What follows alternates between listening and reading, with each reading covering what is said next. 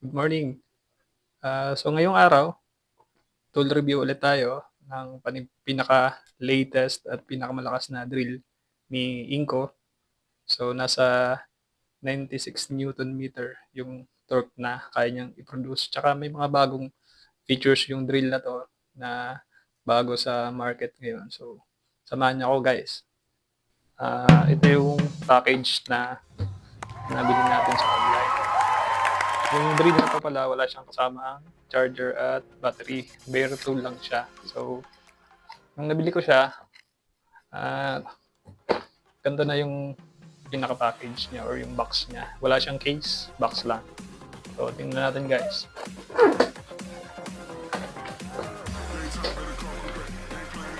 So, ayun. Pagkabukas nyo, yung drill ay ito yung unit niya pala, yung pinaka-unit. Yun.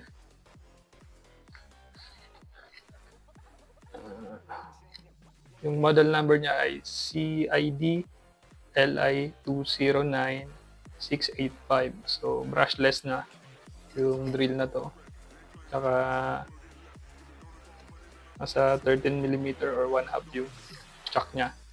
Yung chuck na pala guys ay Jacobs chuck. So, iba siya kumpara mo dun sa mga previous model ni Inco. So, ito yung mga drill ni Inco na sinauna. So, parang wala siyang brand, generic lang. So, itong drill na to ay naka-emphasize talaga na naka-Jacobs chuck daw siya. Ayun, makikita natin sa packaging niya. Tsaka, yung pinaka-common dito na makikita nyo ay may auxiliary handle yung drill na to. Tsaka nasa, yun, 26 Nm. So, pwede siya sa konkreto, metal, at wood. Matetesting natin yan mamaya. So, ito yung pinaka, selector niya. So, speed 2, speed 1. So, tingnan pa natin kung ano yung mga kasama sa box. So, from the box, nandun yung resibo ng pinagbilihan ko na hardware. Shoutout sa inyo. Yun. At, syempre, manual. Yun, may manual siya. Saka, yung auxiliary handle. Yung tape na to, wala yan. Kumbaga, dinagay ko lang siya dyan. Saka, ito. Meron siya mga kasama drill bit and accessories. So, isa-isa na yun natin. So, yan siya. Spade bit, paddle bit, 22mm. Saka 19. Saka maliit, 16. Pinakamaliit. Meron din siyang drill bit na para sa concrete. So, ang napapansin ko lang yung drill bit niya guys ay maganda yung pinakadulo niya. Yun. Kasi mga ibang free kasi ng Inco, plain lang yung dulo niya, hindi siya naka-X. So, parang maganda siya kasi subukan natin kung papasok siya sa impact drive. Kasi yung mga X na to ay naka-design din yan sa impact. So, yun. Ayan, nakasok ka. So, good job sa Inco. Yung pinaka-free niya ng mga drill bits. Ang dami niyang free. So, ayan. Meron siyang I think 6mm. Lagay muna natin yan. Ito, 5mm. Madalas ko itong gamitin. Saka, pinakamalaki is 8mm. Pambato siya. Meron pa. Meron din siyang pangbakal. Saka pwede rin to sa kahoy guys. Yung drill na to. Ayun, press din. Suksukan niya. This is 5mm. This is 4. This is 6mm. Ayun, dami niyang kasama. Meron siyang, ayun, pinaka-drill bit ay tawag ito, pang drive ng screw. Ito yung both side ay PH2. PH2. Nakikita nyo sa camera. Sana nakikita nyo. PH2 yung kabilaan niya. Driving bit to. Pang drive ng mga screws. Ito naman yung isa. It's Tatcha, pang flat. SL6, tsaka PH2 din. Ang ganda ng mga ano niya. Free na accessories.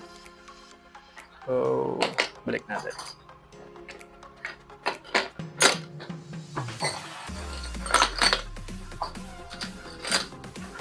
So, ayan. From the box.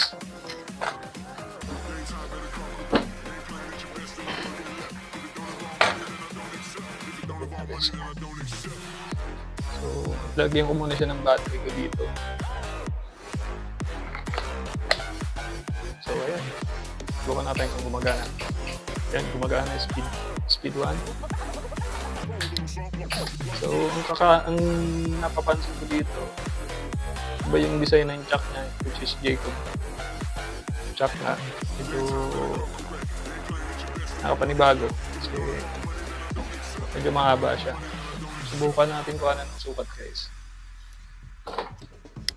So, yung overall length niya is 19 or less 20 cm. Saka without the battery, ayun, nasa 20 rin. 21, pwede 21. Kung lagyan mo siya ng 4.0 ampere hour na battery, 26 na siya. 26 na yung height niya. So, yung drill na to ay maganda rin yung itsura niya. May mga red na design na siya dito. Tsaka yung clutch niya ay hanggang 20 pa rin. Setting, kompleto din siya ng hammer mode, screw mode, at drill mode. Meron din siyang light.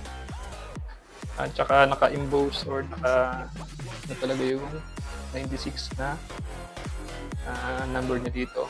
Tapos, siyempre, brushless.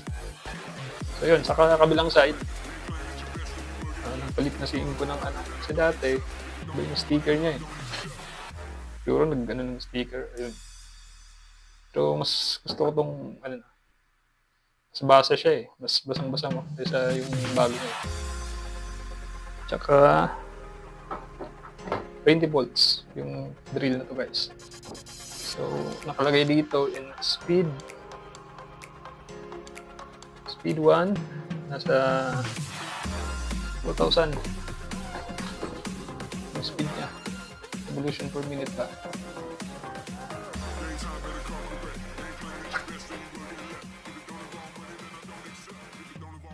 Ayun, 500 to 2,000 yung 500 to 2,000. Yung hammer niya ganun din, 13mm to or 1/2 yung capacity ng chuck niya. Tsaka ayun, may setting siya. Industrial na rin siya, guys. So, yung battery nito na pwede ay compatible sa almost 580 na battery or na tools na gawa ni Inco, which is PS20 P20 series, sorry. Yun. So, paano natin siya ng speed, kung accurate ng speed niya. So, ayun, paano natin ng speed. So, nasa gear 1 tayo, speed 1.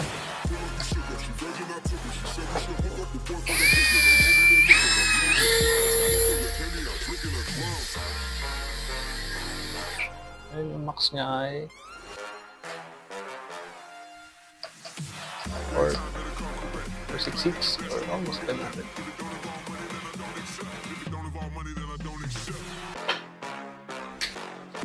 So, speed 2.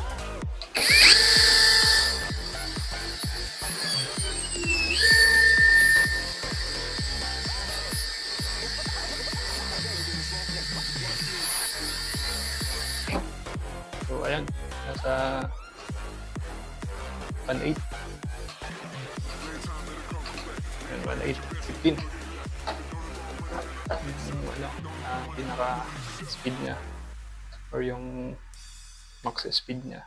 So, halos accurate naman siya. Kasi 500 sa speed 1, which is parehas almost, roughly. So, next natin yung performance test niya sa actual material. So, ayun guys.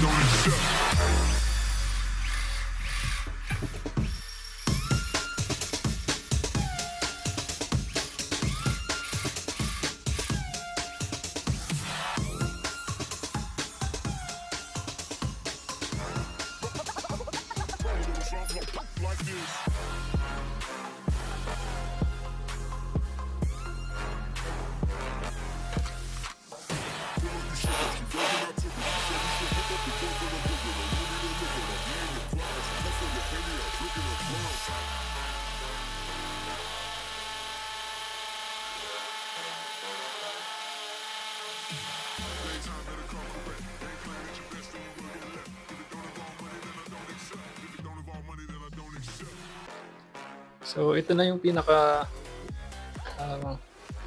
drill natin. So, sana nagustuhan nyo yung performance ng drill. So, very, overall, very capable yung drill na to. At affordable siya para mo sa mga high-end brand talaga. Like, blue and yellow, DeWalt, Makita, Luwak.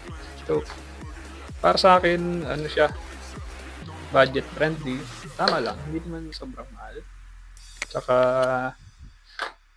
panalo ko dito sa accessories. Kasi kung bibilin mo to,